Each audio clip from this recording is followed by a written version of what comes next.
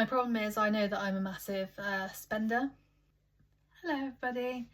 So in this video I'm actually going to be talking about financial mistakes that I have made in my life, and hopefully you can learn from them so that you either don't make them or you can learn from what I did with the mistakes.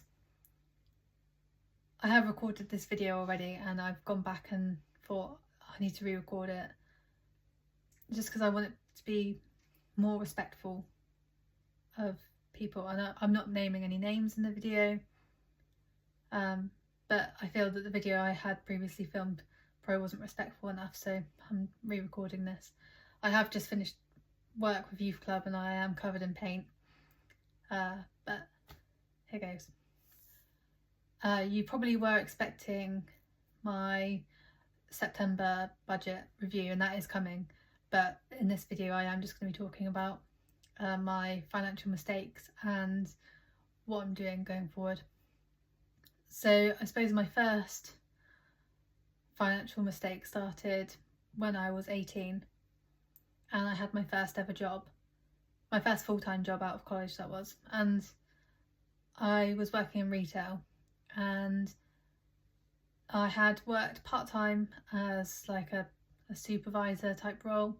I was like a key holder and had a little bit of responsibility. Anyway, I came to do my exams at college, finished those, and I was looking for a full-time job. And my manager at the time said to me that she was moving on to a bigger shop and she thought I'd be a good fit. So I applied for the job, got the job, passed my 3-month probation, everything was going lovely. And bear in mind, this is when I was 18, so this is 2008, and that was when the big credit crash happened. Anyway, long story short, the company that I worked for was struggling and they asked me to reduce the staff hours. I had to reduce them by 10%. And to be honest, there wasn't any guidance from HR, there was no guidance from any management above me. There was just silence on the whole matter. Just, you need to reduce the payroll bill by 10%. And everyone had the same message, because I spoke to other managers in the same position, and that's like the only people I could talk to. There was no one above that would answer phone calls, which is really poor. I'm thinking about it now, but at the time I worked with some ladies that had children, had mortgages, and at the time I still lived at home.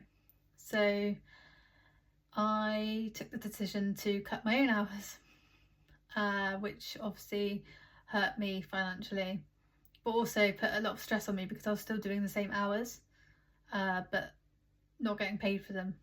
Anyway, I had found myself another job. In anticipation, I had this big meeting that all managers were invited to, and usually we were invited to like an area manager once a year, and it was around that sort of time, so we all assumed that's what it was. Anyway, I had my notice written in my bag and I thought, I'll see what the outcome of the meeting is, see how things are going, see what the morale is of the company, and I'll make my decision once I've been to the meeting. Anyway, we all went into this meeting and we were told that we didn't have jobs anymore. Well, we did, but only for a few more weeks, and that we were to go back to our stores and gather all of our staff in, regardless of whether they were working or not, and to let them know they were going to be made redundant within the next few weeks. And that was basically because they told us, and then I think within a few hours it was being released to the press, so they wanted all of the staff to be made aware before it got out to the public. So that was a really hard time, but I handed in my notice and yeah, said goodbye to that company, unfortunately. And that's where I started working in finance. And my second mistake, when I was young, I lived with my grandparents and my mum. My grandparents sadly passed away, and by the time I was 19, that was when my nan passed. She had left some inheritance for me, and it wasn't I don't think it was like big sums. It was £5,000 that I was left, and my brother was left £5,000 also, and that was like, she was my great grandma, and I know not many people would get something left to them by their great grandparents, so obviously I'm mega thankful for that. And now with hindsight, I know what I should have done, but at the time I was very young. Obviously I was 19, as I just said. I had lived with my gran, and she'd passed, and her house was put up for sale because that was left to other family members. So I had to move out, and my boyfriend at the time and I moved into a house, and I flitted away that £5,000 probably within a few months. I mean, I probably had about £1,000 saved of my own, and that all went, plus that £5,000, and I'd also decided to open up a credit card. That brings me on to my third mistake. I can probably only name about 2 or 3 things that I actually can remember buying on that credit card, and that's because they were holidays.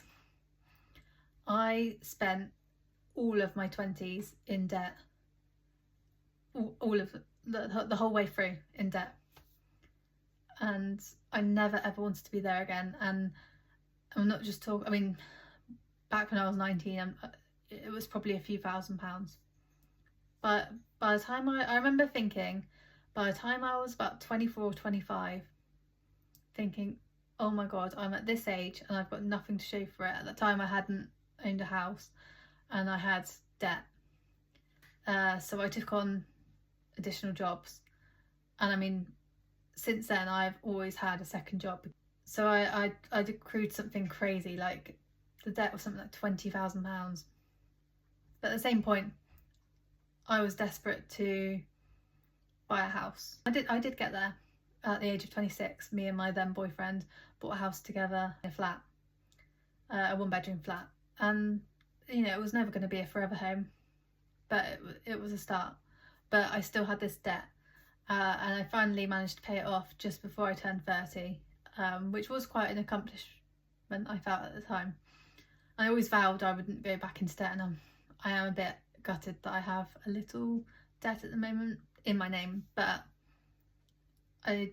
even though it's in my name, it's purchases that I've made on behalf of my partner for his business.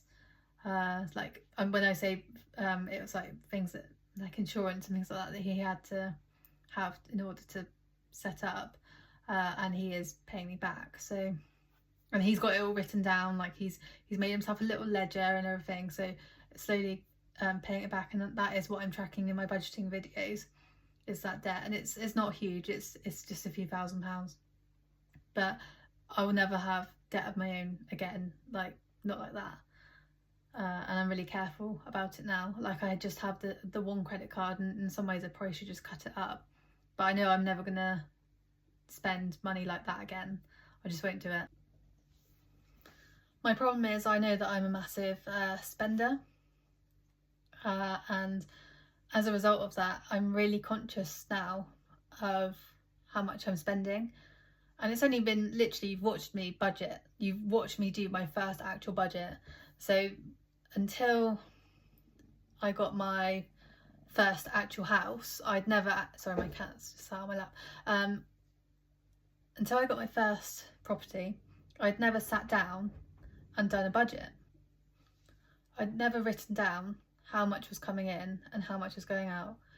I knew roughly what my bills were, like I wasn't that silly, but I never tracked any of the other spending, which I feel silly for not doing that. I don't think I'm stupid. I'm not a stupid person. I've worked in finance the majority of my adult life, but I just didn't ever do a budget, and I feel that that was a big mistake. I think we're on number 5 now. I would say the 5th thing was, and bear in mind I just said I worked in finance, is not really looking into my pensions that my employers set up for me. And I've worked in a few different financial companies, and they all had different pension plans. you know, all like a stakeholder pension type thing. But I'd never looked at what it was invested in. And I feel like that was a mistake. Because I just let it go with the flow. And that doesn't... whilst it did attribute some growth, it hasn't grown as much as what it could have done. So now I'm really pleased to say that my pension is sitting at £30,600. I can't remember the exact figure, but I will write it on the video now so you can see.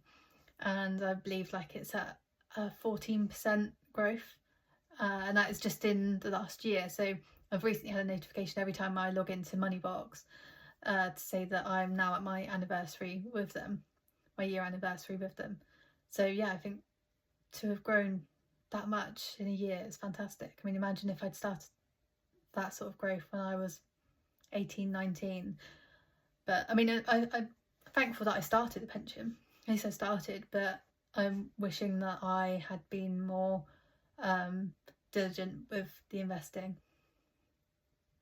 My sixth mistake is that I wish I'd started some sort of stocks and shares ISA earlier. I will do a separate video on the stocks and shares ISA and my progression, but I think I've made good headway with it so far.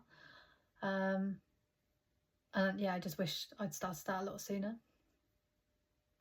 My seventh mistake is, like I said, I am a big spender, and I'm a bit of a people pleaser, and kind of my love language has always been gifts. Like, I love giving gifts to people, and I probably gave too much to people that didn't give back to me. I think that's, you know, something you learn as you grow up, isn't it? I probably said yes to too many things, going out, etc. Tried to keep up with my friends who were still living at home at the time while I had moved out. I was still trying to live a life of someone that was living at home whilst I had moved out. So that's all 7 of my financial mistakes that I feel I've made. I'm sure if I really sat down and thought about it, there's probably a load more. I did also want to mention, and this is only because I'm not sure how else I could fit this into a video, not a mistake, but just something that I wish I'd started sooner. So Sharon at Living on a Low Income mentioned about having a sort of grab and go bag, like a, you know, should anything happen, that her children would be able to grab this bag if she were in hospital, etc. And I did comment on that video, and I mentioned that it's also probably a good idea to have somewhere in your house, somewhere safe, where you don't necessarily have to write down the policy numbers, but you could write down what companies you have your finances with. And then probably to go a step further than that, and I completely forgot that I had set this up, I had set myself up a will through Octopus Legacy. And they're a really good company because I think around this time of year actually they offer a will writing service combined with a charity. So there's a whole list of charities on their website that you can partner up with. And I mean, it's not like instant. I think if you were to go to like a solicitor, you might get your will written within a day or two. But mine was fairly quick. It took 2 weeks, and I wrote down on my will like my wishes of where I want things to go, put all the policy numbers, policy details, etc. So it's probably a good idea to let people know where your will is also kept, should something happen to you. And it's probably worth also looking into power of attorney. I think Martin Lewis advocates that everyone should have power of attorney, just in case you and it can happen at any age. You could lose the ability to be able to control your finances. So obviously it has to be someone you trust, that you appoint as your power of attorney, but he does say that it should be someone that you should appoint them regardless of your age. It doesn't, things don't just happen to older people, unfortunately. not to sound morbid. And the other thing I should mention is you can't will a pension to someone. You have to fill out an expression of wish form and send it to the pension provider. So it's worth, if you aren't sure, getting that up to date with your pension providers. As I'm talking about finances, thought I'd mention it. And that's everything. So thank you so much for watching. If you did get to the end, please give me a thumbs up, like and subscribe if you haven't done already, and I will see you again for my budget review. Thank you. Bye.